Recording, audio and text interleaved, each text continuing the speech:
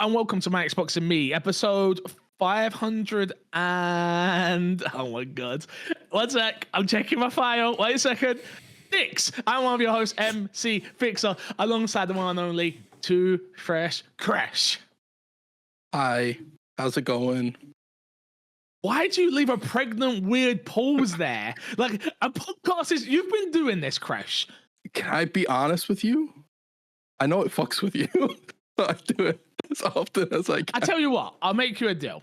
I will Okay. start becoming prepped with the numbers, because I know that you don't like the fact that I'm not ready. No, we're not doing this, prepared, because I know you're prepared for the numbers most of the time, and you just put on a show for this podcast and people listening that you aren't prepared. It's all fake and smoke and mirrors, guys. If you're listening to this podcast isn't even real. Are you insinuating?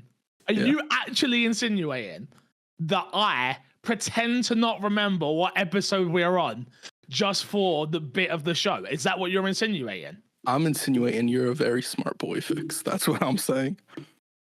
Okay, well, wait till I start reading on this week's podcast. We'll find out if that's true. Alongside also the one and only, the man on the ones and twos, it is Paul Despawn. I am also a smart boy, I think. I don't know. Maybe. Would you... Okay, here's a question. Let's ask him. Do you actually, Crash, we'll start with you. Do you actually think you're smart? Do I think I'm... Yes, I think I'm smart. Okay. But no, generally, you do actually think you're smart? Do I think I'm the smartest, or do I think I'm smart? No. I think I'm smart. Do you think you're smart? Okay. I think I'm smart, yeah. I respect that. Desmond, do you think you're smart? Yes, but I do come in with some big dumb energy sometimes. Yeah, you like, do. You do. Yeah. You. It's just like I will. Let's put it out there. Like I will build a stream from top to bottom. I will build out your Premiere Pros and all that kind of stuff. Yeah. But yeah, you asked me to have a in-depth, like reasoned thought. I'll call it fantastic. Sometimes you're not. Yeah. You know what? I hear you. Well, yeah. I just know I'm not smart. I'm very resourceful in many different avenues, right? Like I have useful information in different spots, but I'm as dumb as a plank of wood. I really am, and I know that, and that's okay. And I've made it this far in life, so you know I'm doing something right. Well, you know what they say. You know what they say. Knowing is half the battle. And I'm very you're halfway there. Let's start this podcast. This is My Xbox and Me, our weekly Xbox podcast right here on youtube.com/MXAM official. I think it's actually still My Xbox and Me of the URL because they won't let us change it. But whatever, you're going to hear me say MXAM official. You'll find it that way nonetheless. If you want to support the show financially, patreon.com/MCFixer. Community night is happening. By the way, didn't even tell the boys this, but it is happening because I'm hosting it. Community night is happening on the 29th of this month. That is one second, I'm trying to figure out what day that is. That is the it might be the 28th. I'm an idiot. 1 second. I'm a liar. I might be lying to you all. Wait, community 28th. It's happening on the 28th of March. So the way we're doing it is I'm doing an MC Fixer one. We'll work out an MXAM one, right? But it's all part of the same Patreon. So you can get 2 community nights a month. This one is we are watching Borderlands. It will be in the MC Fixer Discord. If you want to come along and watch, you've got to be a Patreon supporter at any level. So the 2, the 5, the 10, and beyond. Doesn't matter where you're supporting. You can be a part of that. And then we're going to play Jackbox. All off stream, all hanging out. Hoped to see you all then. The MXAM one, we'll figure out when I speak to the boys and get a date. But that is the MC Fixer one for those that are interested in participating. Ash. Yeah. Topic of the show? Topic of the show this week. I'm not kicking it to you. I just want to say your name. There is a new Xbox coming in 2027. And an Xbox handheld apparently coming this year. This was all taken from Windows Central, who has been leaking a few details here and there. But the big thing is that apparently there is a handheld that is in the works in 2025. And a successor to the series consoles that are in full production that are due to be out in 2 years' time. Chris, we'll start with the handheld console before we go on to the main big console. Excited? Are you interested in an Xbox handheld? Surely, I think the rumor out there right now is they're partnering with one of the big manufacturers. and all that good stuff. Does an Xbox dedicated handheld get your juices going, Crash? Did you like my dance there, Crash? It was. Yeah, you know what? It should be a Fortnite dance if it isn't already. No, it doesn't really get me excited, but that's mostly because I don't play my games in handheld mode. Even the Switch, I can count the number of times I've used the Switch in handheld mode probably on one hand. Gotcha. I don't really play it that way at all. So. Makes sense. Fair enough. D-Spawn? Hi. Excited? Yes, as somebody who is a recent convert this year to the Steam Deck, being able to get access to my Xbox library natively is something that would be very exciting for me. So no, I'm 100% here for it. I've wanted an Xbox handheld now since Windows 10? No, 9. Wait, what was the one that 8? Windows 8. Mm-hmm. Windows 8 when they brought in Jetpack Joyride and all of those Xbox games. I think Solitaire had achievements and things of that nature. I remember bringing it back to rest in peace, but to Haley's nan's house when I first got my laptop and sitting there earning achievements on her sofa, being like, "What? This is the future, guys. This is the future. I'm gonna be achievement hunting for the rest of my life." And then I bought a PC and never went back. But I'm excited for this personally. Maybe it's just because I like tech. As a man who owns Steam Deck, right back there, Chris, you see it right there. How many uses? No, don't do that. The Steam Deck gets used on the Steam Deck. No. The Steam Deck gets used for very specific cases. And when the games fit the profile of, I don't love the Steam Deck in terms of its graphical quality. So I'm not going to play a game on there that I want to be experiencing the full graphical details of what I expect from it, right? That's just not what I'm going to do. But I will play a Yakuza Like a Dragon, right? I played not the newest one, but the last one, because I got this one on Xbox. But I played that to do a bunch of side content. I think it's great for those type of things, like side missions, side content, collectibles, smaller titles like Cattle County I've played on there and things like that. It gets used, Crash. So how dare you? You've called out my integrity as a gamer. You've called me out as a human being. Yep. What? If you move a little bit that way. Yeah, that. What about that one? Use that one also. What, the PlayStation pool? Mm-hmm. Yeah. Crash, how many games do you think has been played on the PlayStation pool? When you say played, do you mean like launched and actually played? No. I mean, actually, I've sat down and gone, oh, I know what I'm going to do. I'm going to use my PlayStation Port and play a game.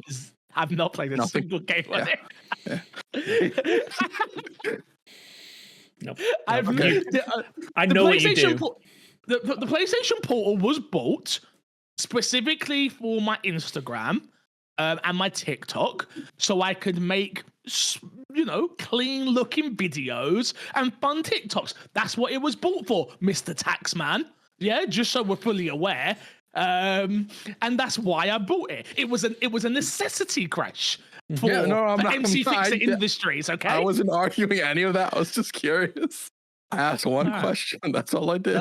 I like your tone. But to bring it back to the Xbox handheld, I'm excited. I really am. I hope that it's powerful. I hope that it has the graphical fidelity that I'm hoping for, that I don't think the Steam Deck has currently. I don't. As long as it's not a streaming device, we know that, right? Like, it's going to be a native. Well, a native device, and that's what we need. As long as it's, I kind of want it to be OLED. If we're getting into things that I would want, OLED, higher frame rate, it needs to be able to perform to a higher capacity for me. So, what price point would be like the thing where you guys look at it and are like, I would pick it up for this amount, maybe a little bit over, but not crazy over that amount? So for me, I'm thinking, because of what the rumors are, we're talking, it's not just going to play Xbox games, it's going to have a fully functional desktop OS in there as well. So that's the rumor right now from Windows Central, right? Yeah, so you can launch your Steams, your UbiConnects, you can launch all of your platforms that you want, and it'll just run them. Like, for that, basically for a fully functioning handheld PC, I mean, I'd be willing, if it works as well as we want it, and it is OLED and all that kind of stuff, 450, 500 maybe. 600. You're saying you pay 600. What's the question? The question is, what am I willing to pay? A little bit, so not your max amount. Like I'll pay up to X amount, but a little bit under that. Like that middle point where you're like a little bit lower, a little bit higher. $549. $549. I think let's put it this way, right? I think the Switch 2 is going to come out at $399. I think it's going to be. I don't think it's going to be OLED. I don't think it's going to be any of that. I don't think this will be OLED either, by the way. It just costs so much money to do OLED. But I think it's gonna, they're gonna milk this, and they're going to make this the all-in-one, like you said, the Ubisoft Connects, the GeForce Now, the blah blah blah blah blah. You know, everything's an Xbox device, and everything at Xbox is no longer just Xbox, is it? It's just everything's gaming. That's kind of their marketing, really. So I think it's gonna cost 600, but I think $549 would be I think it would be a fair price. I think, but it depends on what's the Steam Deck cost right now. I don't even know what I paid for my Steam Deck. $39, I think it is, for the OLED version. I can double check. But the one thing I was going to say is, it's not just the fact that this is like, you know, would we be happy with £500, £600? I think it's the fact that they're wanting to work with third parties to kind of release this. So those kind of like competitions will bring prices down as like you get more manufacturers making their version of it. So, okay, just on the first glance, right? The OLED version of a Steam Deck is $649 with a 1 terabyte. The ROG Ally is $600. Like, I'm not crazy off where I was at with pricing. No. 600, maybe more, 650. Yeah. 569 for the 1 terabyte OLED on Steam itself right now. Okay, interesting. There you go. Yeah. Oh, you can get the 512 version for $479. No, it's not on sale. It just is that price. Okay, well there you go. So yeah, but you're gonna want a 1 terabyte in it, right? Not really. I got the 512 and it's fine for me. Like I've never felt like I'm running out of space. I got the 256 and oh my god, worst decision of my life. Yeah, worst decision. The LCD of my version. Life. Yeah, well look, I bought mine when I shouldn't have. We all know that. Yeah. But hey, it's fine, you know. Yeah, I couldn't go back. Like this is the thing. I would pay the extra for an OLED because I don't think I could go back to LCD after using the OLED version. And you're correct, by the way. You're correct. It's just so good. And I think that's where my issue is. Why I don't play higher rated games because of that refresh rate and things of that nature. Like, I've got a story for us next week when I can talk more about something that I've been playing that will blow people's minds on Fixer's world. That's all I'm gonna say. All right, that's all I'm gonna say. But that's the handheld out of the way. Let's talk about the brand new console. 2027. I can't believe that we're already. I say we're already there. We're talking about it, but then you've got to think it gets announced in 2026, right? To then start building hype. So we're already there, boys. We're already at next gen. Do we think this is going to feel more like a PC upgrade in terms of like? It feels like it's gonna. It's not going to be a part. It's going to be a console, obviously. But it feels like it's come so quickly. I feel like we haven't got anything that has really pushed this series of consoles to like force me to need a new one. And this feels like it's the graphics card upgrade module at this point. Like, do I need this? No. Will I maybe buy it eventually? Yes. Will I buy it at launch? Highly doubtful. Yeah, I kind of agree with the graphics card comparison a lot, actually. I think that's a really good comparison to what this feels like so far. I think the one thing that'll really determine, which we won't know until it actually gets shown, is does it come with any unique features that pushes it more towards like that mobile thing of like, oh, you get like how they had a quick resume and stuff like that, features like that to really push the console, which I don't know. What can they do? More Crash? You can do. That's the thing. I don't know what more you could actually like announce. Like, oh, and the new consoles are coming with this innovative new tech that isn't something like quick resume, which we already have on the console. Yeah. It's kind of hard to imagine. So I do think the graphics card thing will probably end up being the case. It's a case of we're paying for higher end, faster speeds, right? Sorry, this one cut you up. I was going to say, like right now, like the two main selling points for the current gen of console is that quick resume and direct storage, like being able to. So if we're getting into the nitty gritty of it, being able to like read write directly to the, I think it's like the RAM and the CPU can talk a lot faster. Like beyond like improving that even more, I'm not sure what else. Like obviously there's smarter people out there that can come up with these things, but like I'm not sure what else they could really bring to the console table that wouldn't just make it a PC at that point. Like obviously it's the standard formatting of it, like because obviously PC is very like modular. It's like you can have any number of graphics cards with any number of CPUs and any number of RAMs, but like having just a desktop, like or like a a device that you just stick in your computer or your TV, sorry, that just runs everything, and it'll run everything the same. Like I think that's the selling point. But like, there's nothing really that I can think that I'm missing going into the next generation. That I'm like, I need the next generation to be able to do this. Apart from maybe standardized 4K 60. Not internally, right? Yeah, that. I think 4K 60 is obviously huge, and then you're going up to like 4K 120, things of that nature. But again, that just happens when the hardware gets better. So that's kind of to be expected. Now, will the developers actually push for 4K 60 on everything / beyond? No, I don't think they would, because I still don't think the world is in a place where people care about 4K enough yet. Not on the wide scale, like you know what I mean when I'm saying that, like I buy FIFA and COD, and that's it. COD, exactly. But for me, it's weird. If it looks nice, I'll probably buy it, Crush. As I've proven. Yeah, that doesn't surprise me. Yeah, I think one of the things. If it looks less on my desk and small, oh my god, I'll buy it. I'll buy it. It will be small. I think one of the rumors that they've said is that part of the architecture, this is again coming from Jez at Windows Central, is they're going to make it a lot easier to port things to it, because it is going to be very close to a PC architecture, which means maybe we'll get more games coming to Xbox in the future, because I think this generation, especially near the beginning of it, was very much a lot of games skipping Xbox to just focus on PlayStation and PC. So hopefully we'll start seeing that gap like lessen a little bit more. I wouldn't imagine. It's going to be interesting to see what Xbox's standards are for, and this will probably define a lot of their next gen console, but their standards are for like, it has to work on one platform. Are they still going to keep that for the Series X? If you release something on this new console, does it need to be played on the Series X? Will they still care about the Series S and stuff like that? Because that has been one thing that Xbox has really been pushing, or pushed this generation, which you've kind of seen them pull back on a little bit, I feel like this year mainly. That release on one thing and you release on everything for Xbox, sort of like the scattershot approach.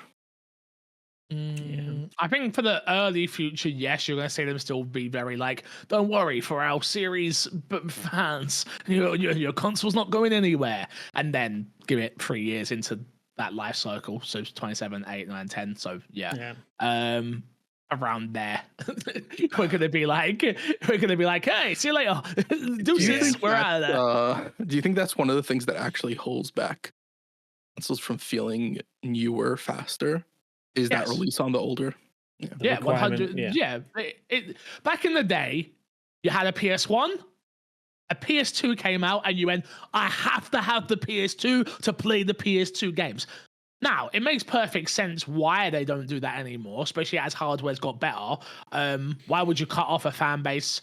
Come on, back in the day, there was a story. Do you remember? Like, they were still releasing like FIFA on like, if it was like PS3 for like years, because in Brazil, they would sell so many copies of it still on the PS3 or whatever it was. I understand it, but yes, I think that's what it doesn't have that moment anymore, Crash. Like your what's a launch title anymore? Yeah. That's like fair. Generally, like the last console that had launch titles was the PS4 and the Xbox One. Like that was our last generation of like, here are our launch titles. The Xbox One came out, and I had to own an Xbox One because I had to have that new Dead Rising.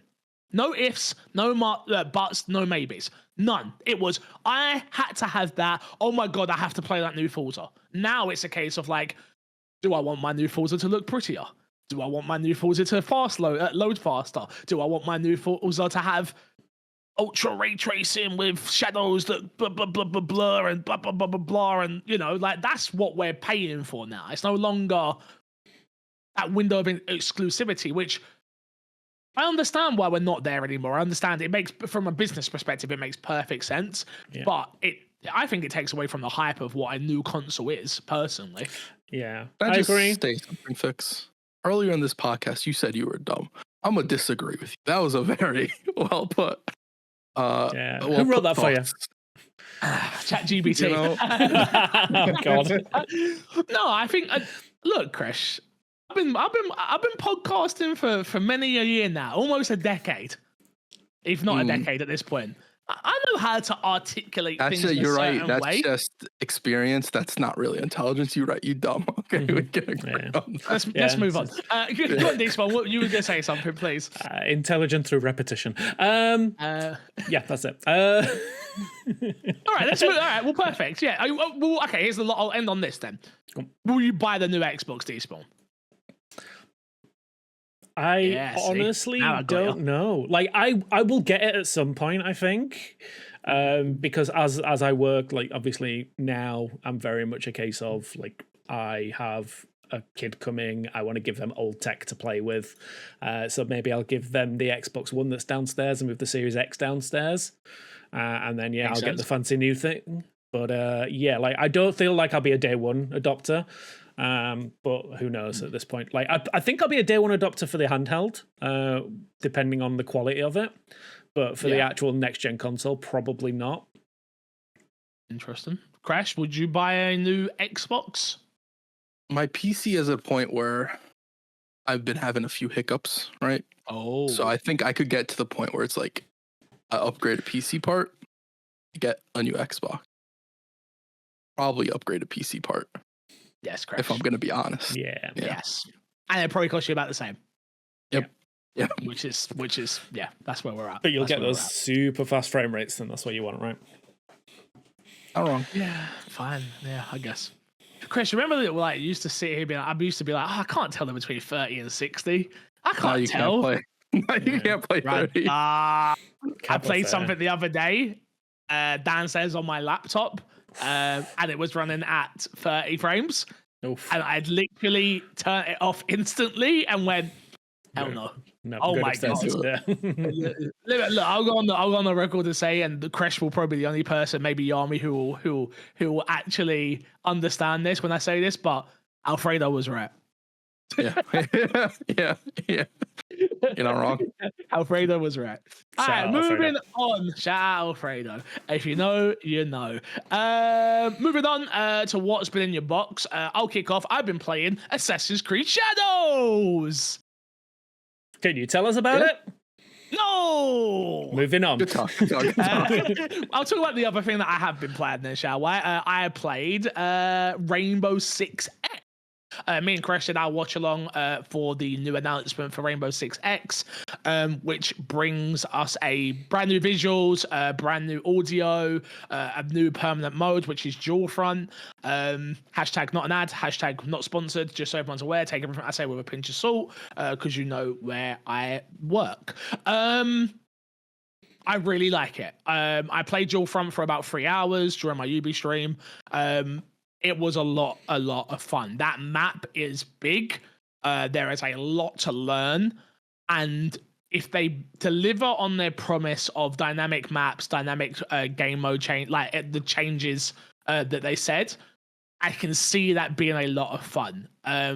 Crash, we hit the nail on the head with, will there be a ranked mode?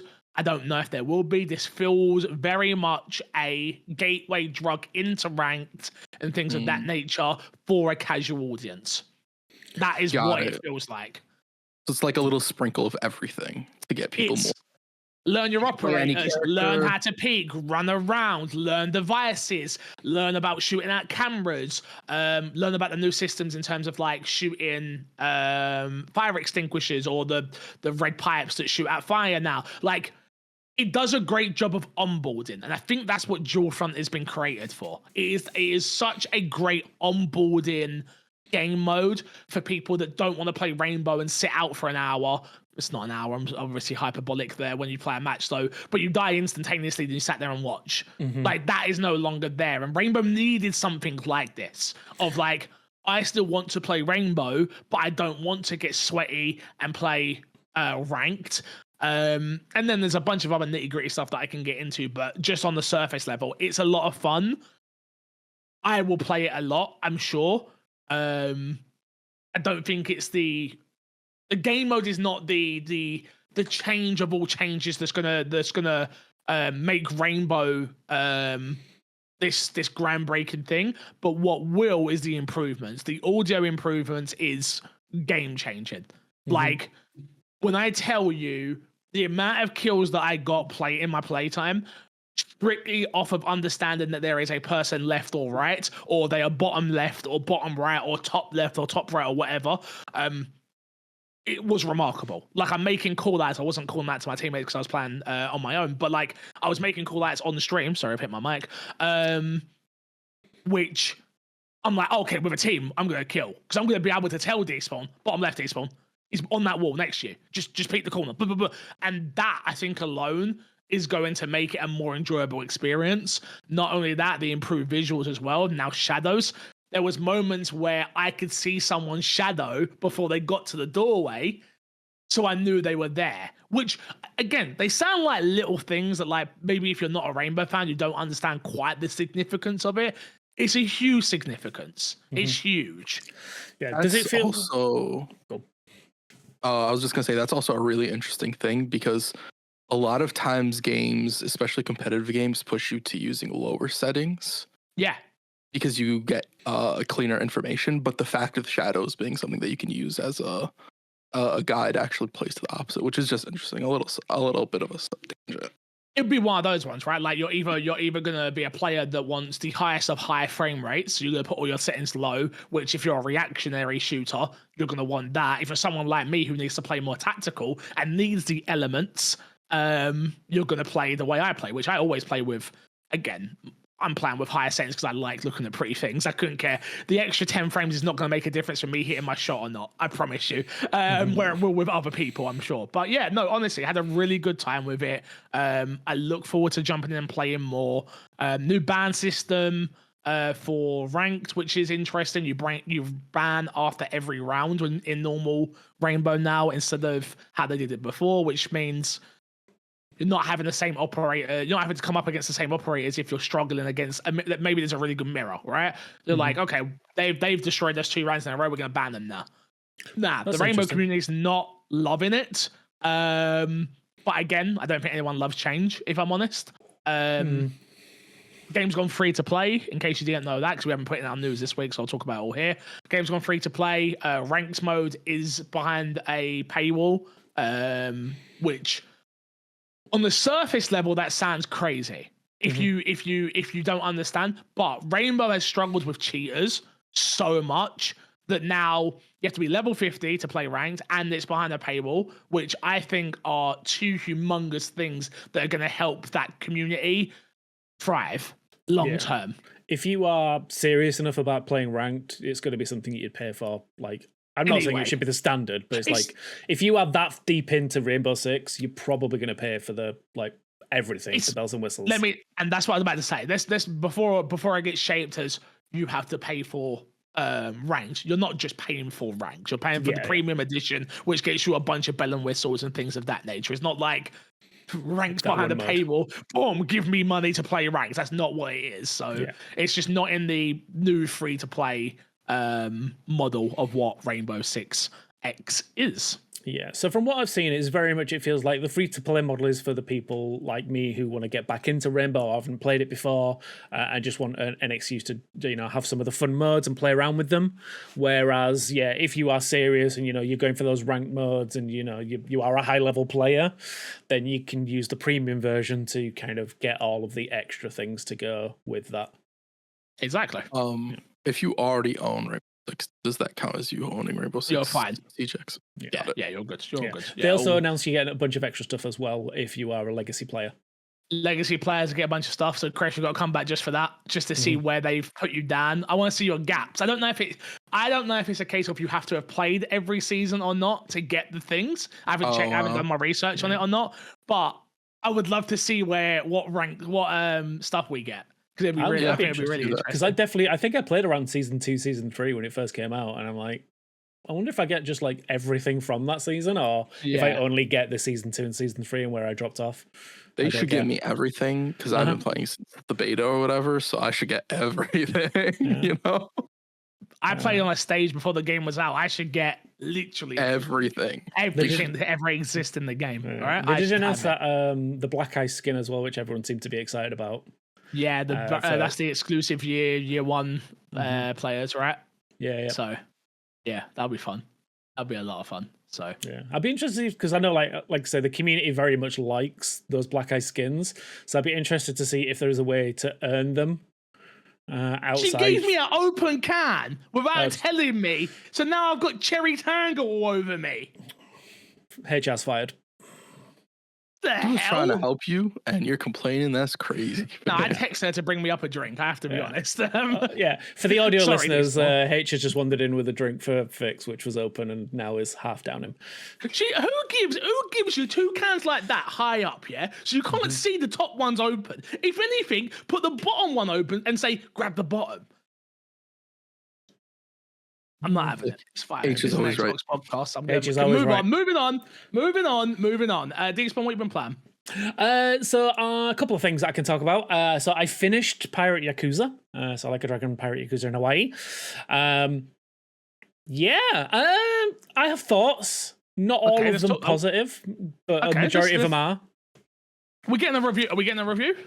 Is it a bit late for a review, or do we want a review? Do we want an actual review? Because I can give you the short review. Okay. Give me the. I want the Cliff Notes version on the pod, but I still think a review would be good. The story is great. Like, I love the story.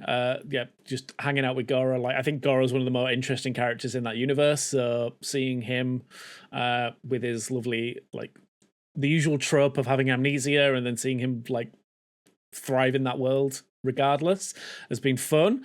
I think the story by the end felt very rushed.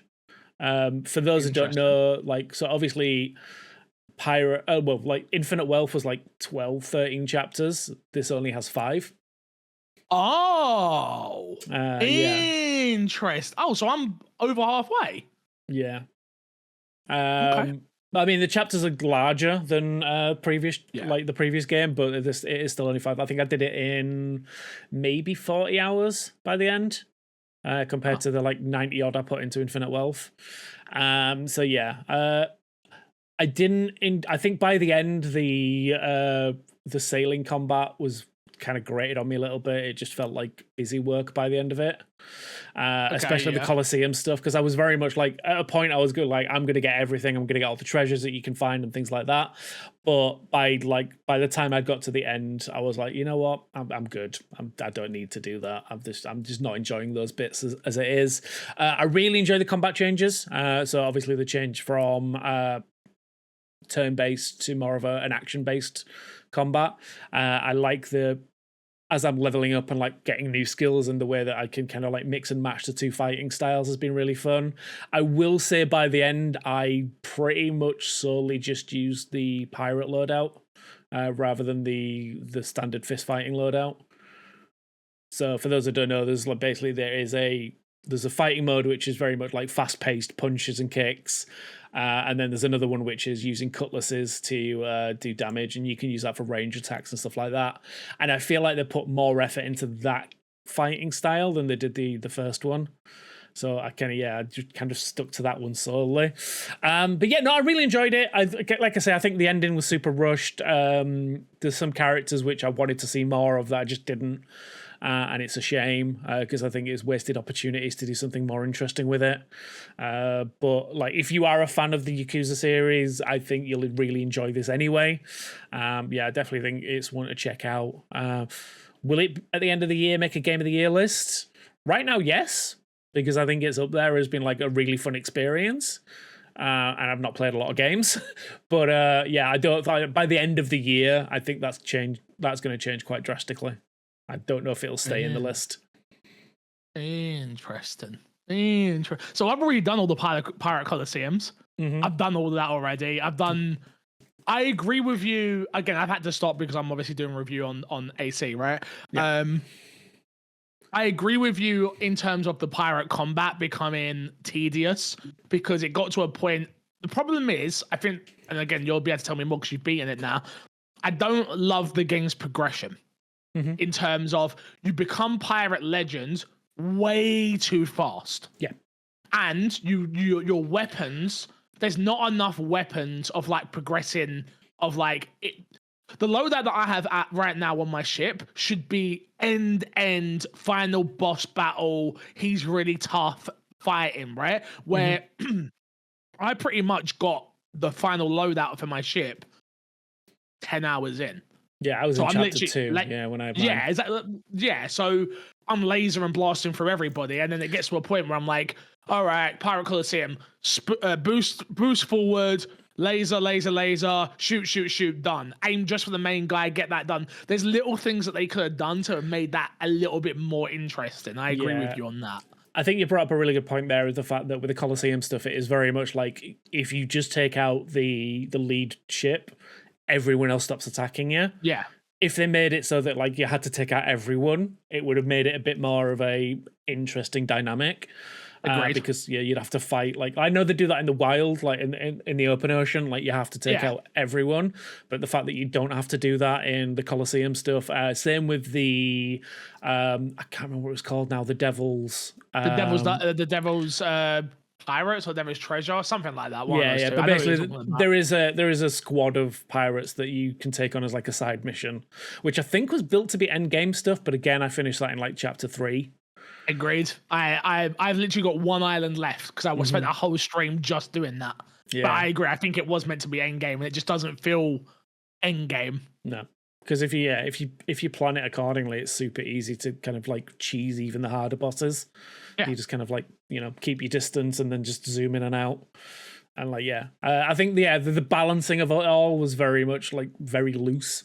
You say, because it is very, very easy to get to end game builds by like chapter 2, chapter 3, and then you've got like a bunch of extra stuff to do, and it's just busy work at that point because it's not hard. I agree. But I think I'm gonna say with the Yakuza series, like the story is the key to me. Yeah, like I just enjoy the story so much, and I think they've again told a really good story that I still think was, like I say, rushed at the end, but like the majority of it was great. I look forward to maybe doing a spoiler cast with you on that. Yeah, okay. And then Crash if he ever gets to it. Fine. Anything else you've been playing? Yes, so thank you to the team over at Wired. I got to check out Karma the Dark World demo. So the demo's not out yet. It comes out next week as of recording. I'll have to get the exact date. But so basically it is a first-person horror title. If you imagine like the evil within in first person is maybe the best way I can describe it. It is a very like psychological horror, like messed up world kind of thing. I don't want to say too much because I don't want to spoil anything, but I am very much looking forward, after playing the demo, to jumping into the full game. The game is gorgeous, so it's Unreal Engine 5, which automatically is a win in my book. But it is fully messed up in the best way possible. I don't know what else I can say right now. It leads very much into the body horror elements of horror films and games, I guess. They are telling a really interesting story. Without spoiling too much, imagine if you're familiar with like the story of like 1984, like the Thought Police and that kind of stuff. It kind of does that mixed with like psychological horror in a really cool way. I'm very much looking forward to playing more of. I think I'm going to do release date 27th, just so you're aware. There you go. So the demo, very much check it out if you are interested in your horror films and horror games. I am looking forward to. I think I might stream this as well. I think the demo was about 35 minutes. But I want to do like either a stream or a let's play or something just to kind of show it off, because I think it's very much one that people need to see. Fair enough. Is it a walking sim or is that combat? Like, is it that style? It's a walking sim. Like that style.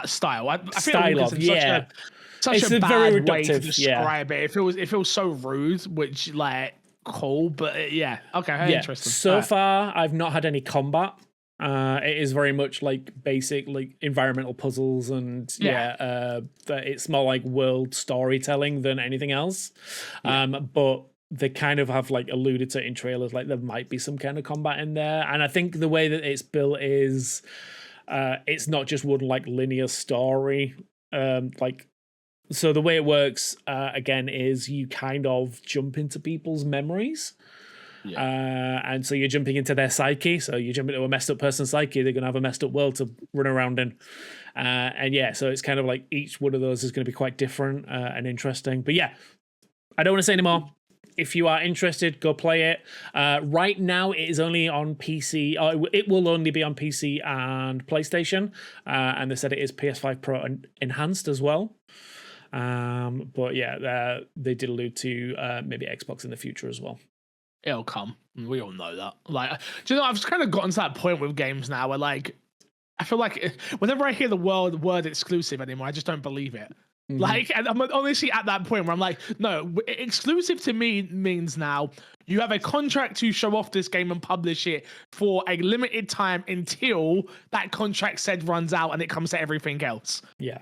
Like, exclusive used to mean exclusive. God damn it, old man shouts at Cloud. I mean, you say that, but it still does if you're Square Enix. Like, bring Final Fantasy VII to Xbox, you cowards. I don't want to talk That's about like an archaic exclusive term at this point. I don't want to talk about That's like that old school exclusive. That's not what Vix is talking about. I don't want to talk about anything else, D-Spawn, or can Crash talk now for what he's been playing? You got more? Crash, you may speak. Oh, perfect. Crash, what you got? I have one thing down here, but another thing to talk about really quickly. I beat Monster Hunter's campaign. Gameplay wise, I absolutely love it. It's very, very good. Story wise, there's certain moments where the monsters are on screen that's like 10 out of 10. And there's certain moments where people are talking and I just stop paying attention. Unfortunately, there is a very big like narrative approach in this game for telling a cinematic story, which for the narrative itself doesn't really work up until you get to like towards the end where they start dropping some sort of lore stuff that's very interesting for the world. But yeah, anytime the monsters end up being on screen, which is a fair bit, which is a good thing. I should hope so. It is a phenomenal. It's phenomenal. I'm like, I never want this story to end, and then you get to people talking, and you're like, oh man, maybe it should be a little bit faster. Skip. But that aside, I really enjoyed the experience so far. I think hunting monsters, the ease of multiplayer once you get how it works, which you can easily join people for campaign hunts fix. I know that's something you had asked. Yeah, so if I'm in a link party with you. You go on your story or whatever, and the moment it opens up for co-op, as long as we're in a link party, I'll get a notification for the quest you're on to join you and help you in the hunt. Crash, can I already say that sounds way more confusing than it needs to be? It sounds confusinger than it is. I hate to say it, but it sounds more confusing than it is. Because we praised it on how well the multiplayer worked. Yeah. It already sounds more confusing than it needs to be. It's not confusing. It sounds confusing is the thing. It is not. Crash. I can promise it's not confusing. Are you telling me you're going to play through the campaign with me? Yeah, I'll go on hunts with you. Yeah, absolutely.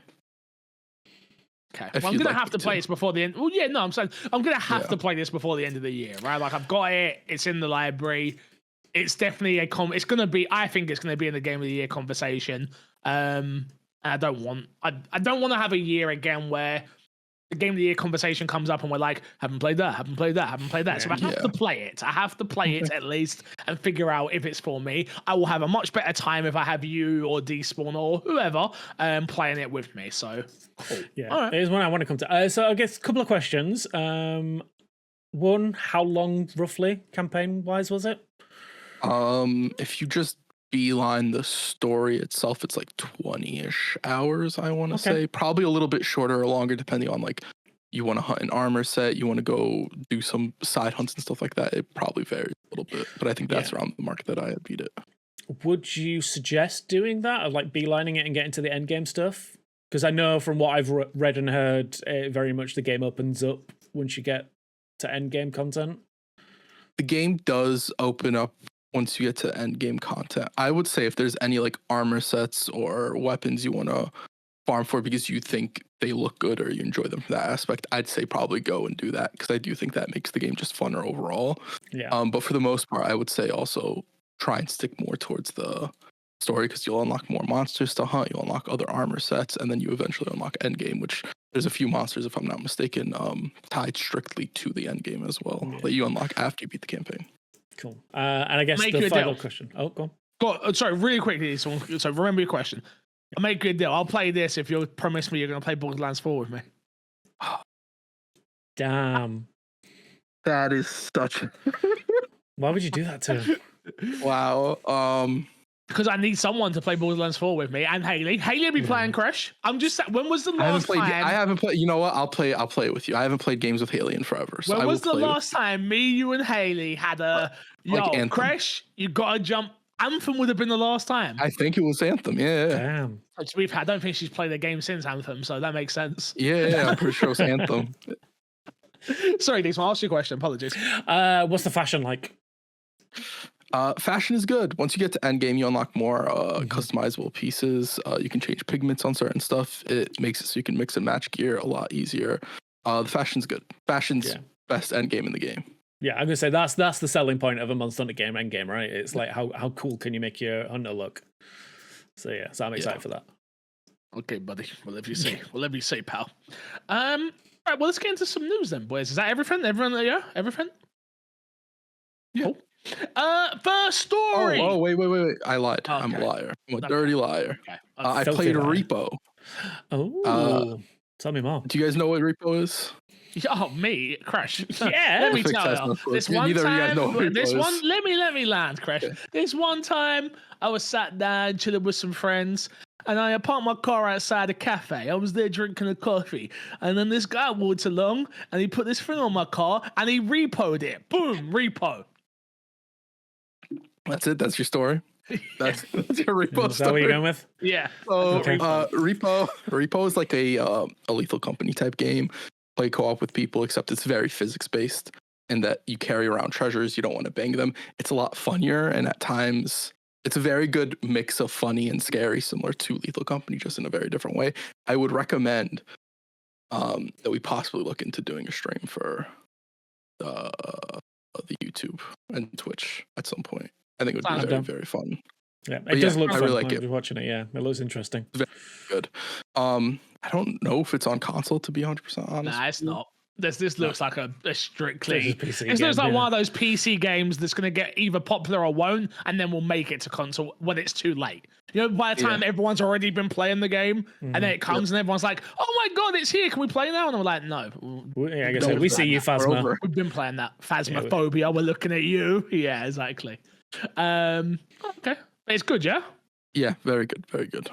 Okay, fair enough. All right, well, first news story this time. Jesus. Split Fiction has sold over 1 million copies in 48 hours, but then it sold 2 million copies in just over a week. Our review is out right now of Split Fiction. I'm going to be playing it again soon, hopefully. We're on stream with Haley, so make sure you look into that. We might. Can I convince her to do that on the My Xbox and Me channel? Possibly. No, probably not. I don't know. We'll see. Well, I made no promises. True, she's part of the squad. But Hazelight Games' latest co-op is already sold 2 million copies in just over a week. It makes it the fastest selling Hazelight game ever. Obviously, they released 3 games. How are you feeling, boys? Chris, you've got to play this with me as well. Actually, you two should play this on MXAM, and I'll play it through with Haley on my channel. I'm down. It's a good bonding session for you two. Because I can see some good content. Despawn? I can see some good content. With Despawn? Wow. Vix, why don't you ever let me do anything fun, man? Whoa. This guy. This mother flipping guy. That sounds like a plan. I'm good with that. Oh, yeah, I'm busy. Sorry. I just want to go on record and say I would have loved to have played the game with you, but I have to play this with Haley. Sorry. I understand. Yeah, it's fine. Maybe I can get Mrs. Despawn. Yeah. Yeah, I mean, you could play with your missus, and then Chris could play it with. Oh. Matt. If you're not watching the video, go watch the video. Yeah, go watch that video. Around the 45 mark. Good Lord. Oh, mate. Yeah, looking forward to checking it out again. Split Fiction, and yeah, looking forward to it. Congratulations to the team, though. Congrats. Yeah, congrats. 100%. We all have to play that by the end of the year, just so you're aware. I know.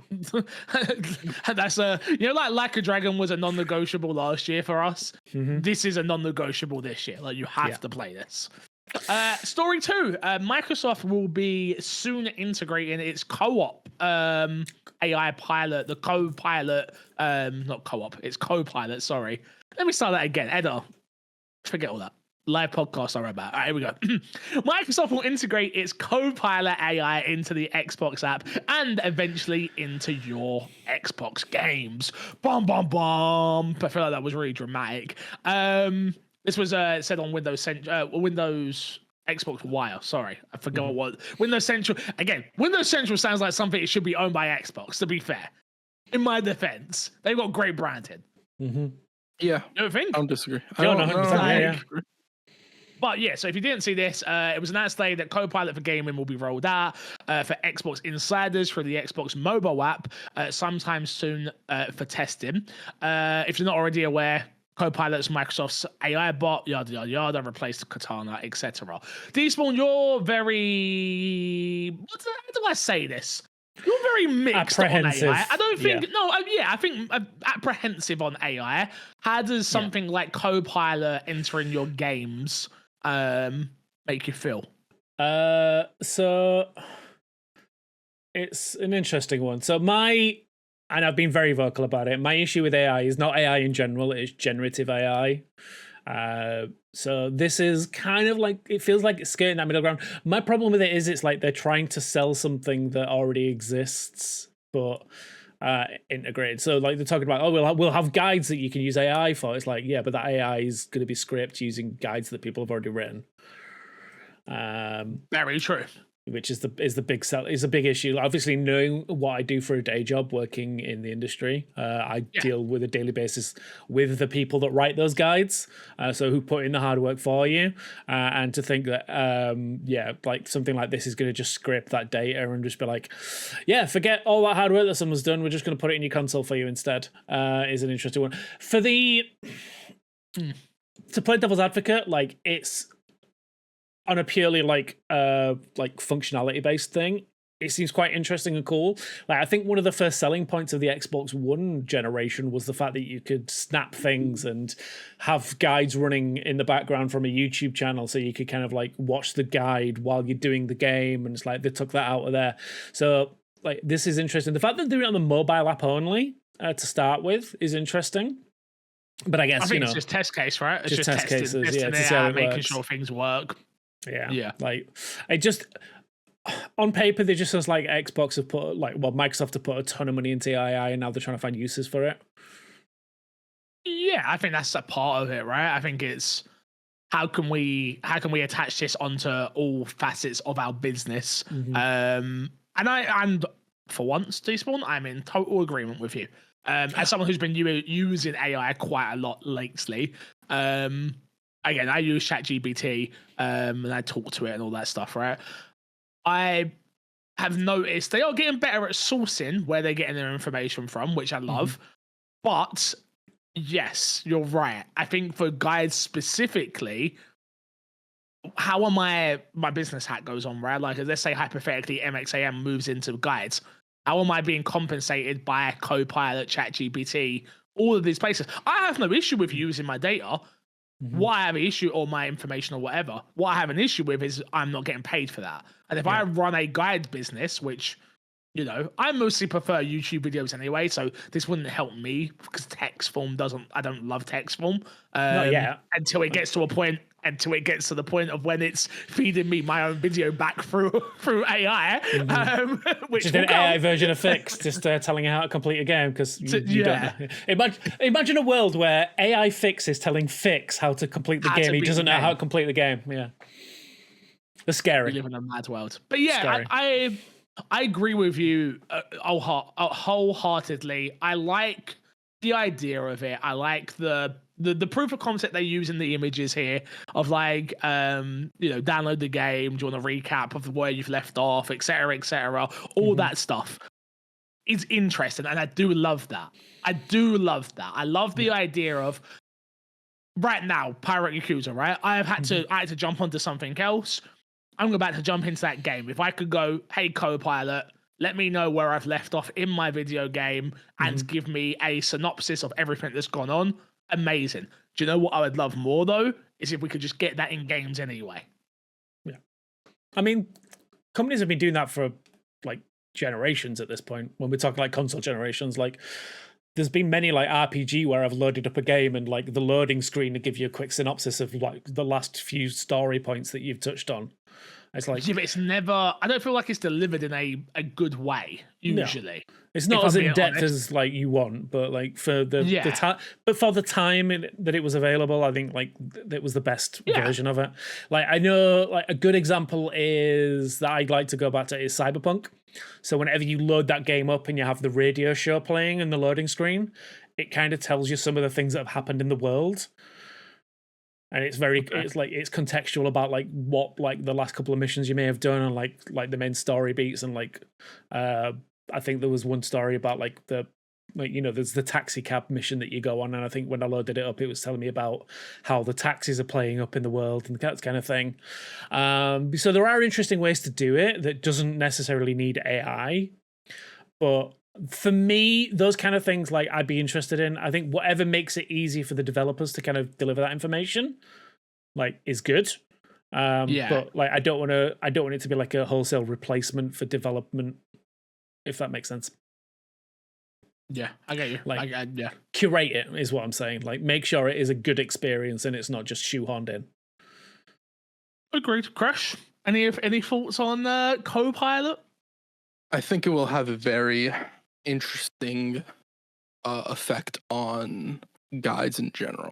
I think depending on how successful something like this is, you could see the return to guides being a very premium feature on a lot of websites where it is locked behind paywalls and stuff like that, which I feel like used to be the case. You used to need to get magazines and all this other stuff to get access to guides.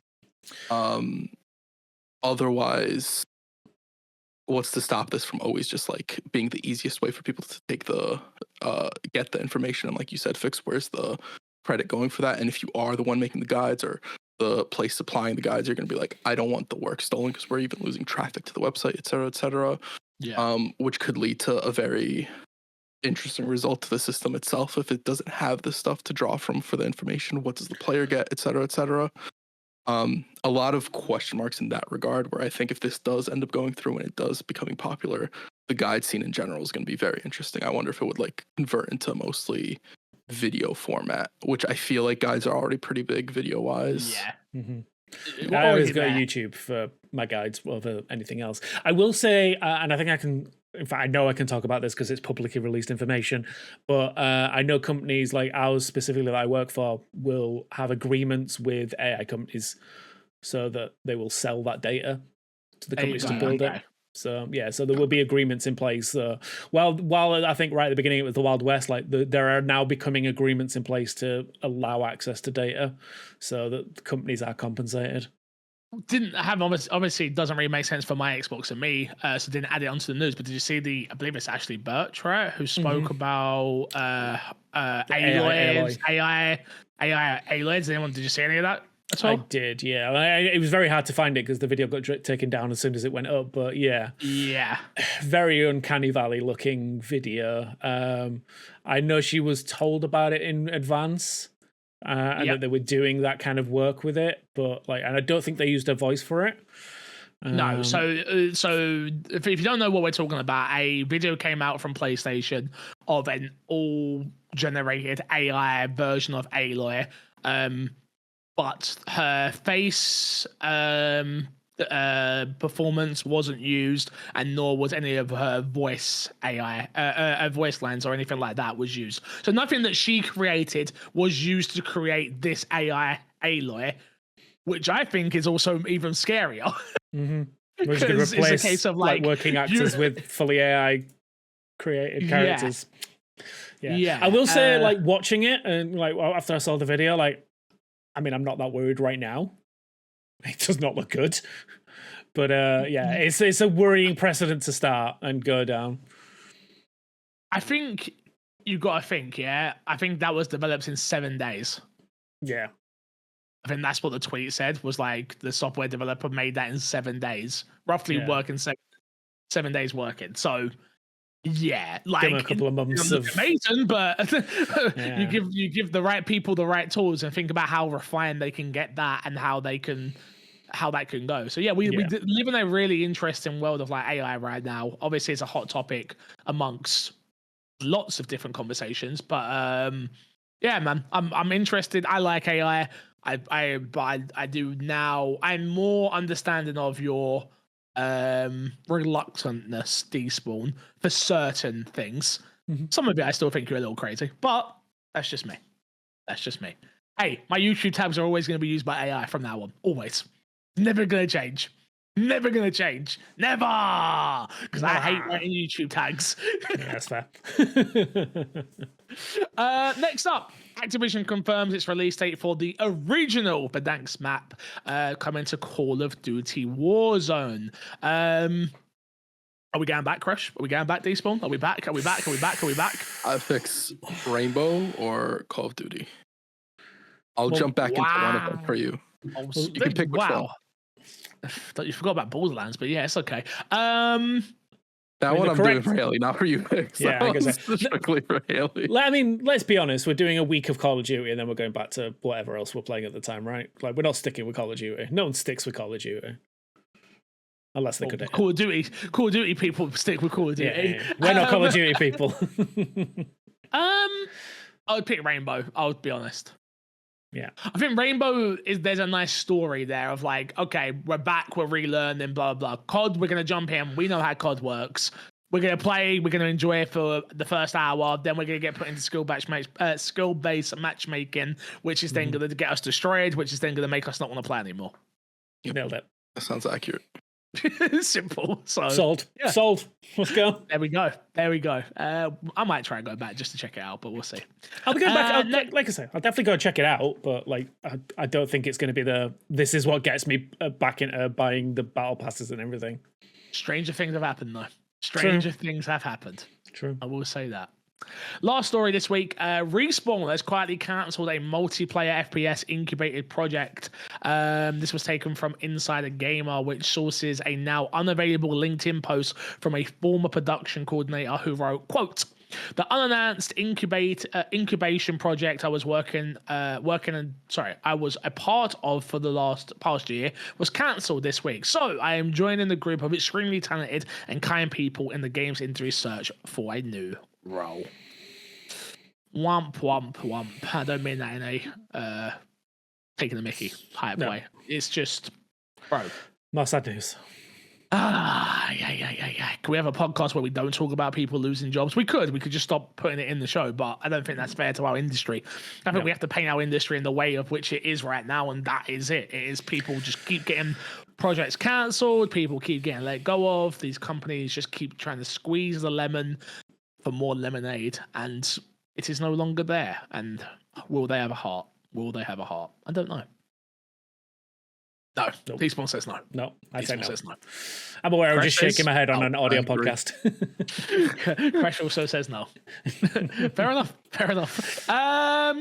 Guess that game time. It is Guess That Game Time, our weekly podcast game show within our show podcast thing. I've had 3 hours sleep. I can do words. This is the show where this week I will pick a game and the other people on the podcast have 90 seconds to ask yes or no questions where they will try and guess that game. Fixer, I need to know. It's very important. What are the current scores? You only want to know because you're winning. Crash is currently sitting at 7 points. Matt has 0 points. Getting crazy.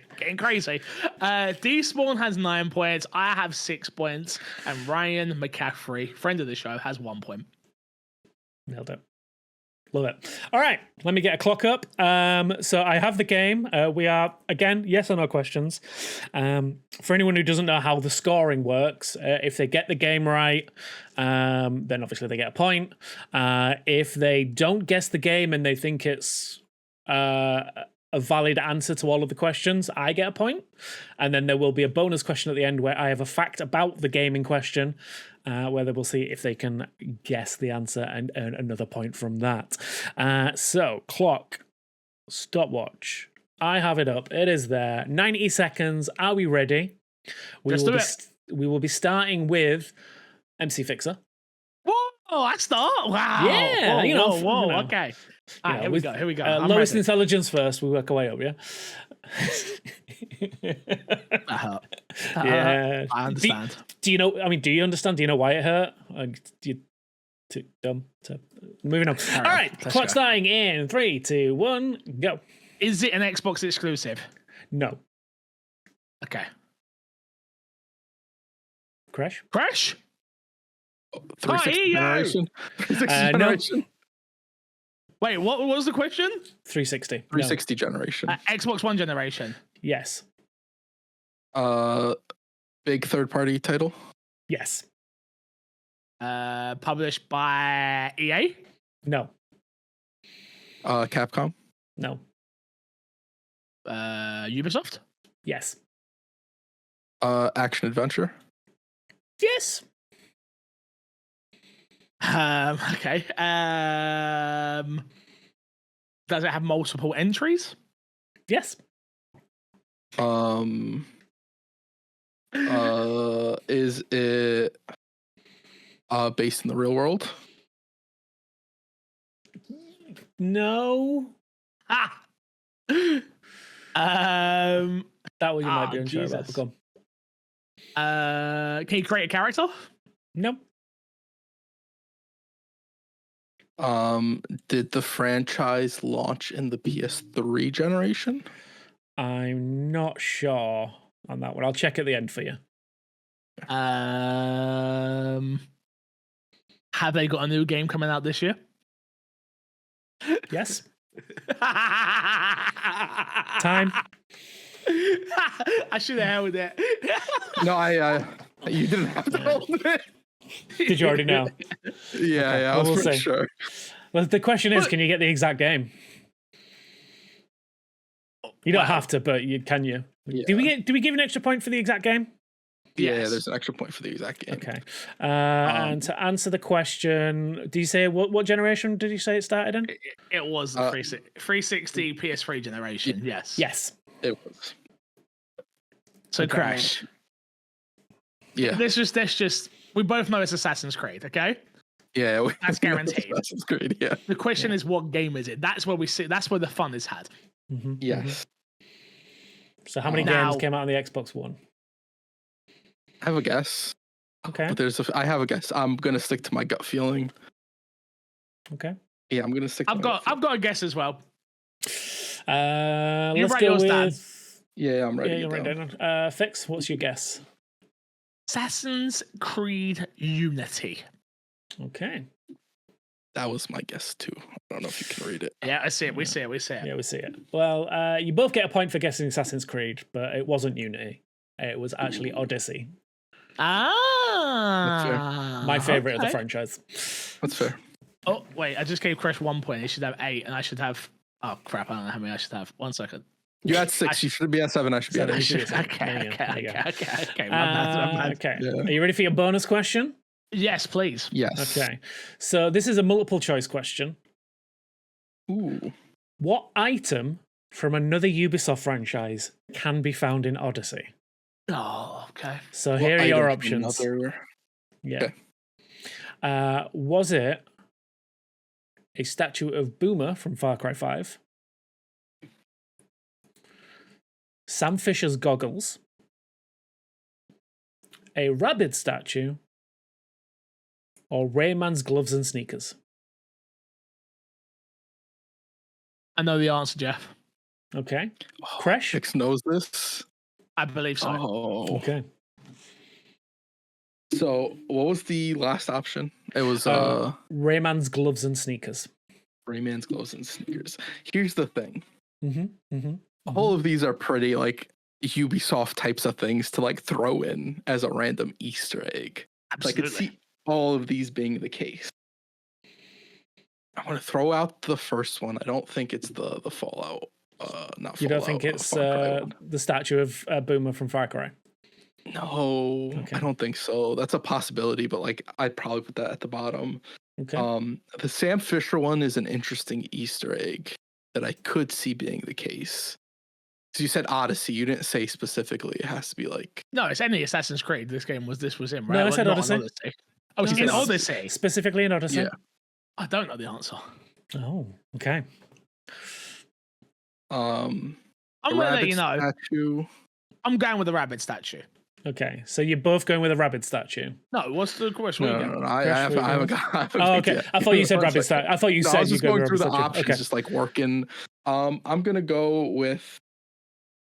Do I want to stick with Fix at the possibility of like if he gets a point, I want to be ahead of him, Okay. or do I go with the option that I think it is? I mean, just Go for with the option you think it is. for the content, go with the option you think it is. Yeah. Okay. I hate this. We're gonna go with Sam Fisher's goggles. Okay.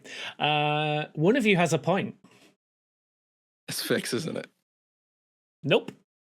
Yes, let's go. Sam Fisher's goggles can be found in the hideout in the modern sections of the game. That's what I was thinking. Ah. Yeah. Oh, of course, Modern that game has the sections. modern section. Yes, of Yeah. course it does. Ha, damn. Okay. There you go. Well, there you have it. There you have it. So Well, that that's- puts Crash on 9 points now with Despawn on 9, me on 7, Matt on 0, and Ryan McCaffrey still on 1. Let's do a quick blind ranking before we get out of here this week, everybody. If you don't know what blind ranking is, you can write in on the Discord, which will be in the link below. Write in your blind ranking, mark it as a spoiler, and we will go through it and rank it 1 through 10. This one is from Origin Cookie Man, says, and the first one is Freelancer. In brackets, Ichiban, Yakuza Like a Dragon. Okay. Okay. I think I already have like the name of the list. Okay, Wow. I mean, I would guess that it's going to be gameplay, job roles, gameplay, like something along those lines. So my issue is this is about to get very like I don't remember what the Freelancer does in Yakuza Like a Dragon. Oh, cool. So I'll go honestly 5. 5. Yeah. Like it wasn't memorable, so yeah. Clearly, yeah. I'll go 5. Yeah. Yeah. All right. Cool. Next up, engineer Isaac Clarke, Dead Space. Okay. Now I'm getting more. Now I'm understanding more. Now, Okay. like these are going to be people what their jobs are in said video games. Okay. Okay. I mean, I'm feeling just on guts alone. I'm feeling like a 2. So Like now we have a bit of a more understanding of what we think this is. Right? We're ranking people's jobs. Yeah. So freelancer we've put 5. Because So, but now an engineer's job. That's the thing. Is it a 2?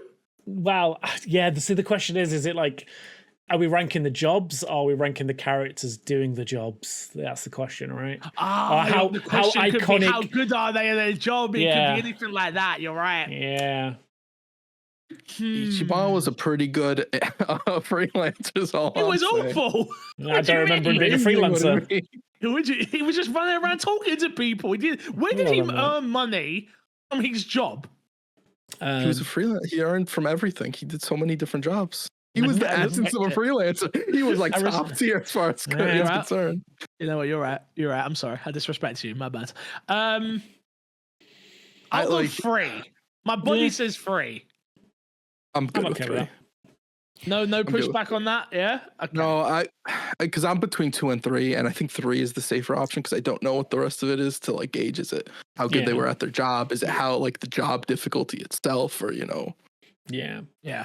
what to go off of? That's the thing. If it's most difficult jobs, then Isaac's engineer is probably up at a 2 because it was a But is it how good were you at the job? Like I don't think Isaac did a good job by the end of it. No.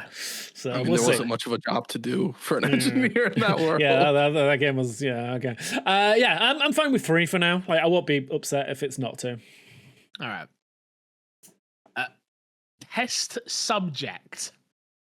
Shell Paul. Oh. Okay. Now this is where I lean. Again, is it biased because Portal's Portal, or is it, We're ranking this based off the job. Yeah. I should. Like, Shell was a great test subject. 1? I'm feeling like 1 or 2, but I wouldn't be like upset with that being 1. I'm leaning towards 2. Okay. I'm not a Paul guy. I'm basing this off of the job. And if your job is to be a test subject,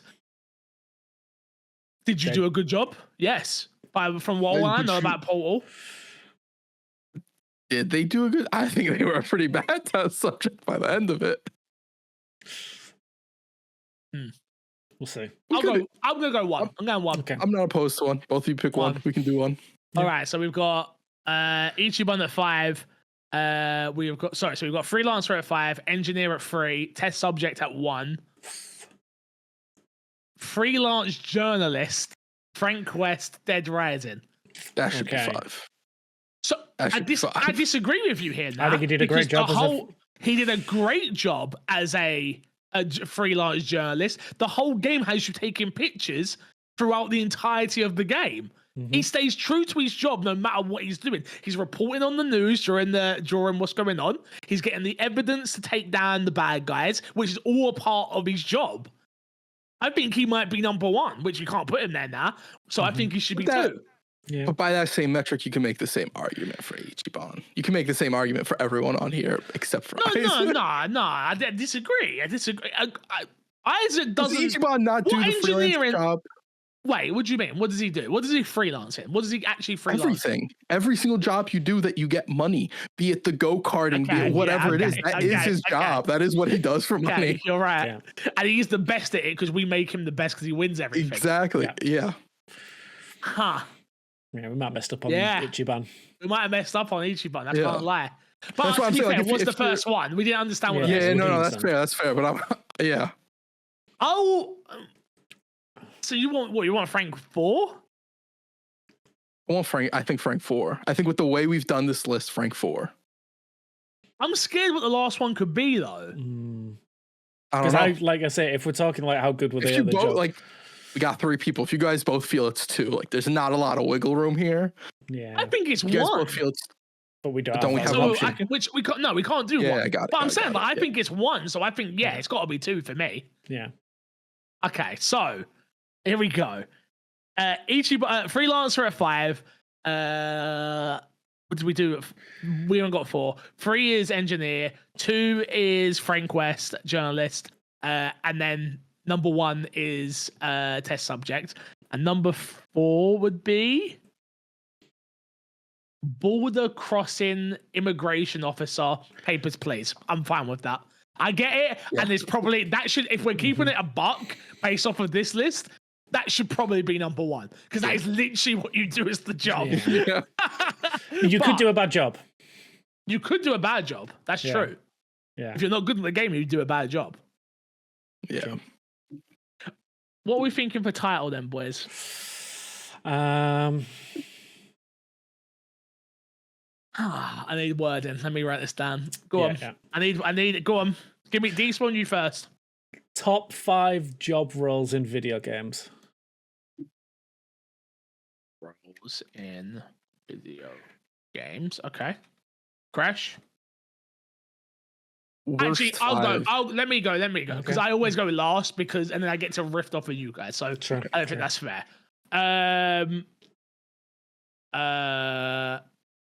Best jobs in video game. Best jobs in games. Yeah, best jobs in games. Yeah, go on, Crash. I'm gonna say worst jobs in video games. Fair enough. That honestly, both make sense, yeah. Jobs in games or video games? Video games. video games. Okay. All right. We got top 5 job roles in video games. Best jobs in games. I definitely messed up there. Worst jobs in video games. You're right. I messed up. All right, let's have a look. In-game jobs that don't pay enough. No, See? I like the list. I'll say this. The original Cookie Man, I like the list. It's outside the box. It's different. But I don't know. I mean, I'll be honest. Freelancer in Infinite Wealth pays great by the end of it. I was at millions. Yeah, but we put that 5, so we messed up. Yeah. That's what I agree. Yeah. Okay. Well, I don't think none of us get an extra point on that one. Yeah, unfortunately. No. Unfortunately, none of us. Great list. Great list. All right, let's get through the community questions and then get the hell out of here. You confused me there because it says plug before the community questions, which I'm like, well, why are we ending so quick? First question comes from Big Willie P and says, when we talk about game sales or when a game should be released, we always talk using the example of mum, dad, grandpa going to the store and buying a game for little Jimmy. But this current landscape where we know digital sales far outpace physical sales, is that truly relevant anymore? And because of that, do companies need to release games differently than in the past? Think of how movies will release digitally to purchase before coming to streaming services or physical. Good question, Big Willie P. I think you're probably 100% right. I think that's the old man in me that definitely kicks to mum, dad, grandpa going to shop. Mm-hmm. I think you're right. I do think we need to come up with going to grab mum, dad, grandpa's credit card now and putting it into Xbox store and buying game there. But just a public service announcement: do not put your credit card into your Xbox. You can't tell me what to do. You're not my dad. But yes, I do think that saying is now definitely irrelevant due to the world we live in, digital sales. Like the thing is, like realistically, the most updated version of that is buying apps on phones and things of that nature, right? That's like the go-to. In-app purchases is more akin to all that stuff. So yeah, definitely need to be more. I will definitely think about that more from now on. So thank you for bringing it to my attention in a great question. And because of that, do companies need to be releasing games differently than in the past? Fresh? Do? Go on, D-Spawn. Go on. I mean, they already do. Like, there's a lot. Like nowadays, like a lot of the major publishers have their own streaming service. Making Game Pass deals and things like that. Early access is becoming a bit more prevalent, even on consoles now. So yeah, I think the method of accessing games is changing quite differently from what it used to be. Yeah, I agree with D-Spawn. I don't really have much else to add on that. I think he hit the nail on the head. Yeah, no, I agree. I think that's me complaining about games released in December. Clearly, I'm the one in the wrong there, right? Because little Jimmy has £60 in Xbox credit that he can put into his Xbox. He doesn't need I did it. It doesn't need to wait. It doesn't need to go to the store. The grandparents are just like, here's $100 on your Xbox account or whatever. You can spend this much money on my card. I want the new Avatar game. That's why it released in December. Boom. Yeah, I think you've. Yeah. No, I agree. And I think you're right. And I think we've seen it happen more and more and more. I always hate the comparison to film, but I understand why it comes up.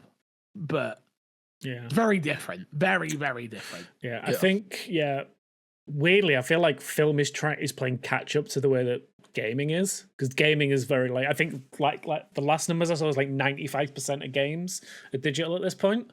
Whereas like film is still like, you still got to go out to the cinema and you've got to sit down and pay the popcorn prices and all that kind of stuff. Where nowadays it's like with gaming, it's just like, I'll get game day one from my living room. And like I'm good to go. Game at midnight. Yeah. And to be fair, like at this point, like I don't even need to worry about installing it because I can stream it to start with. Yeah. While it's installing in the background. No, I agree. Totally agree. Next up, Origin Cookie Man says, with a heavily opinion-based online discussion around video games from fan-supported influencers, but is the fan well supported by them? Have we missed part of this conversation? No. Or is this how it literally starts? Did I forget? Okay. That's it. There's a YouTube video that was attached to it. Okay. Good discussion. Could a decourse data set starter pack, as described by YouTuber VG Fight School, help shift things away from a personality war? E.g., Matt Piscatella's weekly engagement tracker from blah, blah, blah, blah, blah. I don't understand the question. Does anyone understand this and can you explain it to me? Yeah. So it's basically building, like, rather than like, just like a vibe check conversation, building arguments and conversations around actual data. So it's like, should there be like it seems to me like, should there be a standard like discussion, like starting point of like, all right, so when we're talking about games, do we need to be like looking at the figures first and then thoughts and feelings after the fact? No, because it kind of defeats the whole purpose of what we literally do. The reason MXAM is fun, enjoyable to people is it's a laid back conversation between four people, 9 times out of 10 who get a bunch of crap wrong. We have a armchair conversation about video games, right? Like your uncle who comes around to watch the football at Super Bowl weekend is not looking up the stats of like, oh, and he threw for 100 meters and that's why they're like, no, I don't want that. Like, no. Also, statistics, like if you were like, oh yeah, these are the big statistics for it, you can use statistics to tell whatever story you want. So it doesn't 100%. It won't negate that personality wars you're talking about, because they'll just look at the relevant statistics to whatever point they want to make, and they'll still make excuses or whatever the case is for the information that they don't really give two craps about. I don't think this really changes that much at the end of the day. Yeah, I mean, the big argument is something we always say is like, check your sources where you get your information from. Like, do that research yourself. You shouldn't like say, you come to people like us who like, we just like say vibe checks. We just like, I think this about this. It's like, and you can agree or disagree that all you want, but do the research yourself and make sure that you're, you're going to the sources that you trust, rather than expecting everyone to work like change the game, as it were. Well, I think it also I think I don't know this YouTuber VG Fight School, right? I don't, and I know who Matt Piscatella is, but you go to them for a certain information. That's why you go to them. Like how I used to go to, like, I'd go to when it was anything PlayStation, I went to Greg Miller. Because Greg was the PlayStation guy, right? Like, even us, we're not the Xbox. Like, with my Xbox and me, we play on the Xbox. We love the platform. We're passionate about it. That's why we do a weekly Xbox podcast for as long as we've done, right? But if you want something more inside baseball and stuff like that, you go to Windows Central. You go to Jez. Like, no, I'll wholeheartedly disagree with a data starter pack. Data to me rips away the soul of what I do when I come on this podcast every week. Nah, I like being like, I think that released in 2017, and Chris looks it up and then I got it right. I'm like, boom. But that's like a moment there of like having fun with it, or like, I come on my Xbox and me, MXAM, each week to have fun. Enjoy, talk about video games, shoot the shit with my friends. I do not want actually, the game sold 1.5 million and not 2 million. And like, don't get me wrong, we'll fact check on things that need to be fact checked always. And if it's something about a number, we will look it up. But no, I never want to get into a place where we have data starter packs and things like that. No, we have a personality war on this podcast every week. None of us agree ever. Nope. Yeah, I think also the downside of looking at something that's super stat based, and you'll see this in a lot of other fields, whether you're talking about music, like if you're talking about music, how much did that person sell? Numbers don't always dictate how good something is. And so it also skews an argument if somebody wants to look at those numbers and say, oh, this game isn't good because it didn't sell X amount. And that's what having like a very heavy data set conversation skews towards, which isn't accurate either. So you do need that sort of personal feel to it as well, added into the conversation. I don't think you can just have the data aspect. Yeah. And data only tells half a story. So GTA 6 comes out and sells billions, but the game sucks. Where do we get any information from that data? It still sold billions. Yep. Like, yeah, no. I'm not for it. I don't like it. Great question, but not for it at all. Steezy Sam says, who has the higher gamer score? Just call me Sam. No, you're Steezy Sam, and you always will be. How dare you? You can't just be called Sam, because if we get another Sam, you know. Yeah, you put your name against it, you own it. Other person's other Sam. Look, let me just say it like this, Steezy Sam. Your mum gave you a generic name called Sam.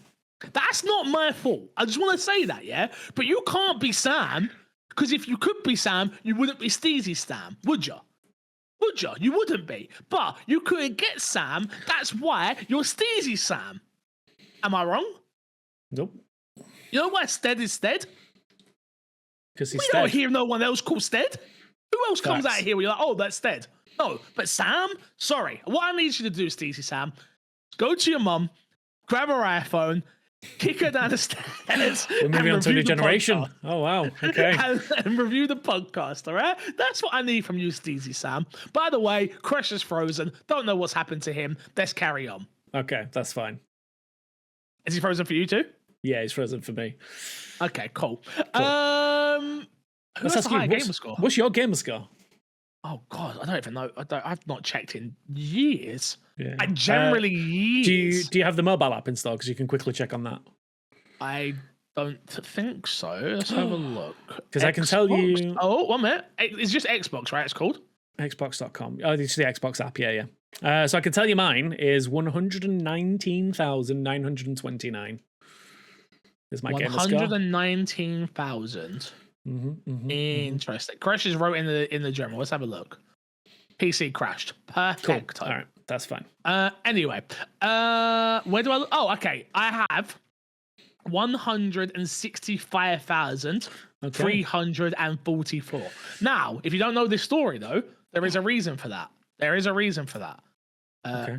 Oh, he's back. He's sort of back. Don't worry about him. There he is. Don't worry about it. There's a reason for that, and the reason is, remember, I used to work in a game shop where my dad. I used to bring my hard drive with me and put my hard drive back in the 360. You take your hard drive off. I used to put it on an Xbox and let kids just run a bunch of random games on my Xbox. Right. So I've got achievements in games that I've never even played. Yeah. So that's why mine's as high as it is. Yeah, fake game, 100%. Greg, do you know what your Xbox gamer score is? You're muted. We love that, Crash. You're so good on this podcast. Each week, you're the best. You're the best. I had to restart my PC. Look. Okay. It crashed on me. I don't need this right now. I really. What you do need is to give us your gamer score. Come on. 66,000, I think, something like that. Rocky numbers. My PC crashed because I opened the Xbox app to check what my gamer score. Oh, well, that's hilarious. I'll do it. Yeah, I'll do it. Wait, let me see if I can check for you to be exact. It's 66,000. Yeah, like 66,451. There you go.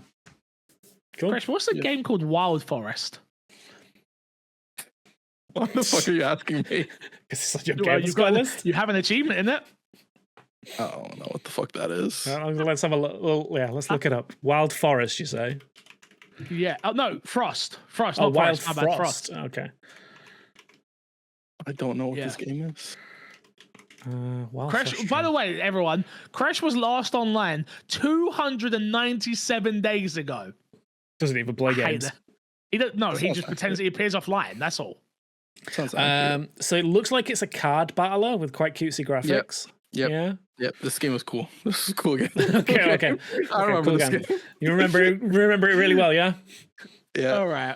Well, there you go, Steezy. I have the highest gamer score, and let's be honest, Matt was a PlayStation fan before he did this podcast, so I definitely have more than him as well. Guaranteed.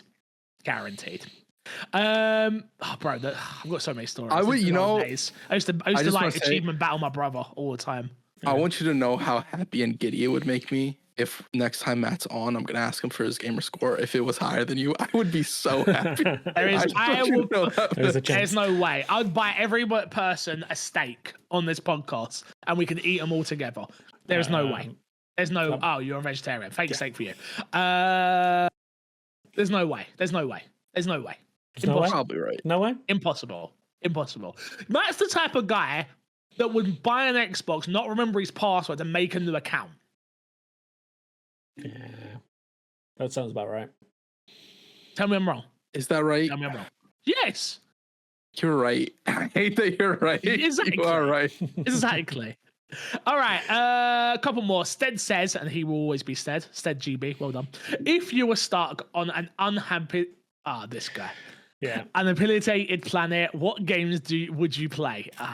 So this is where I think we mentioned it. Yeah, we mentioned this last week. That we're sick of these dumbass questions. They're like, oh, what would you play on a deserted island? No. We said, we said, didn't we? That we haven't had it lately. Oh, okay. Yeah, and then Fig said it in a way like, even if we got some of those, it wouldn't be too bad. You didn't think Stead would do this? This is right up Stead's alley. This is Stead's OT. I hate him. Anyway, screw you, Stead. Next question. Darkness Zoro says, last question this week. Do you think video game soundtracks and music for games these days aren't as memorable as they once were? I always think back to games like Halo, Zelda, Banjo-Kazooie, Mario, Oblivion, and Final Fantasy. I can't say that much from the last 10 years has stuck in my head like they used to. I think they are just as memorable. You are just older, I think is what it comes down to. Okay. I do think you've had memorable soundtracks. You just don't hold it to the same level of nostalgia as you did with the games that you were growing up with. Because I look at like a Persona 5 fantastic soundtrack. You look at the last few Final Fantasies, be it 15 or not 15, 16 or the 7 remakes, fantastic audio. Yeah, but they're still Final Fantasy, right?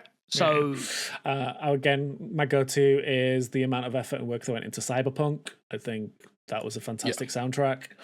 I think we've spoken about it before, right? I think the problem with soundtracks is they are so easily just forgotten about.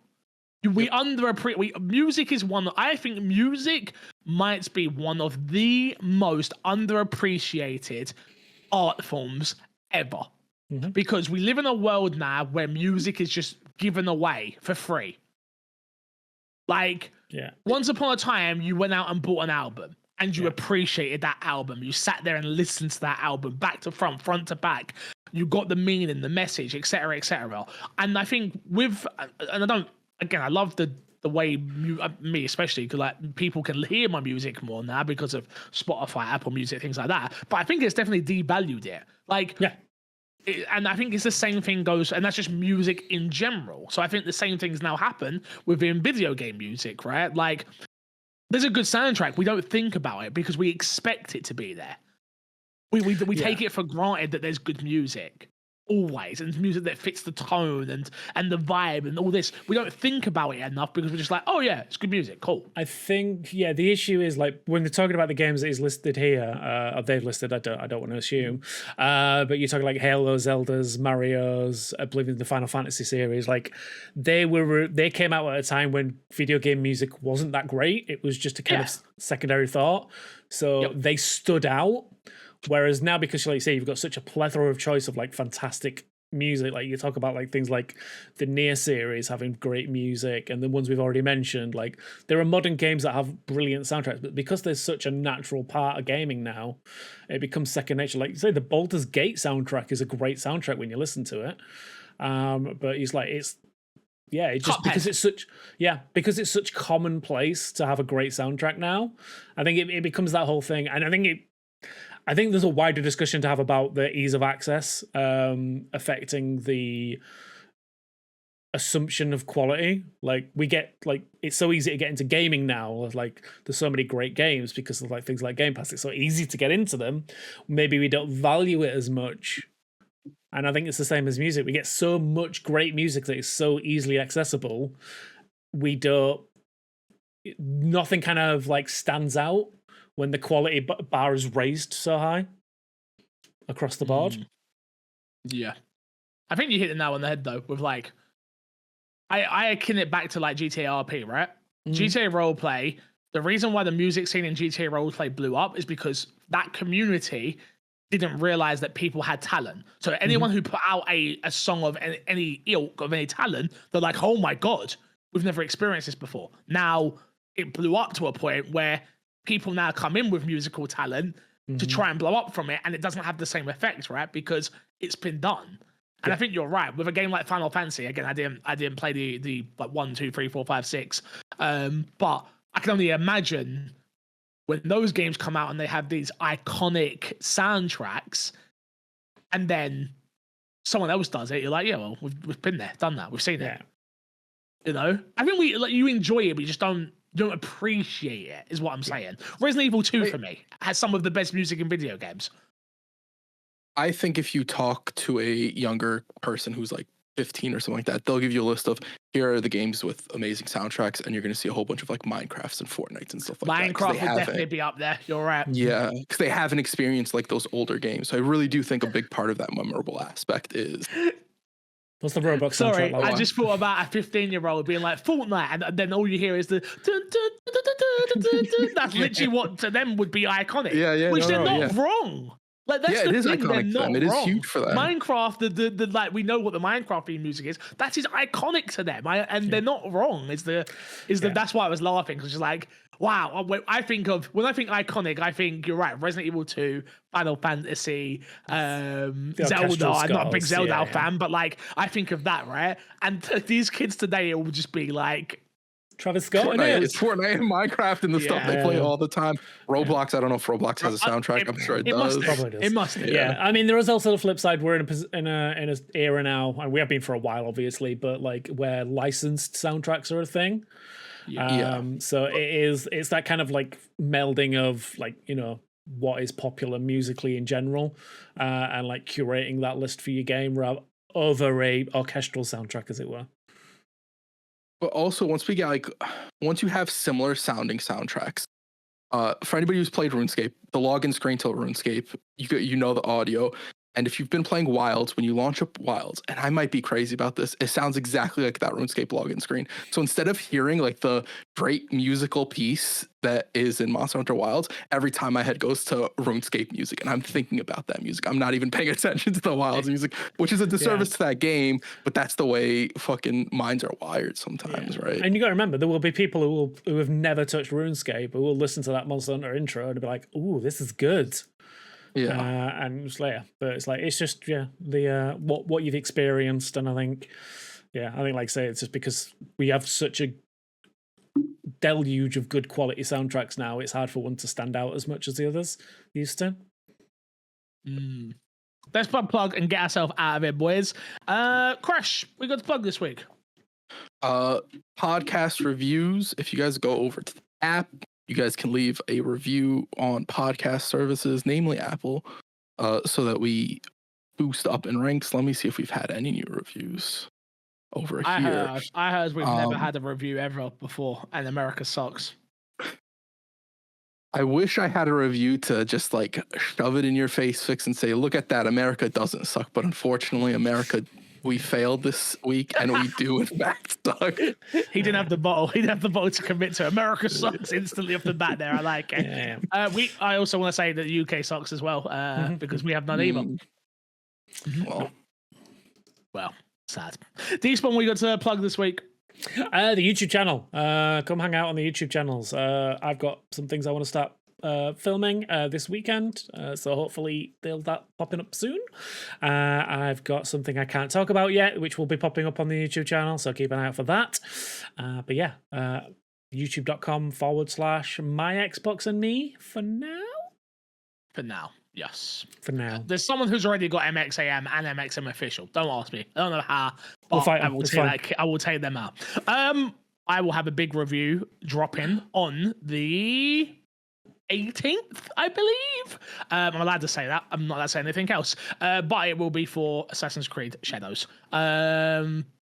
Yeah, that's all I can say on that. So you are definitely going to want to be subscribed. If you're not subscribed to the YouTube channel and you listen to this podcast, you are a certified hater, and you need to go and subscribe to the YouTube channel. Please, I beg of you. I beg. Go subscribe. We are seeing some steady growth, which is very nice. Shout out to all the new people in the community. I see you. New people joining the Discord every day. Go join that. And yeah, man, keep being amazing human beings. Until next time, I will love you. Leave you. See you later. Good boy.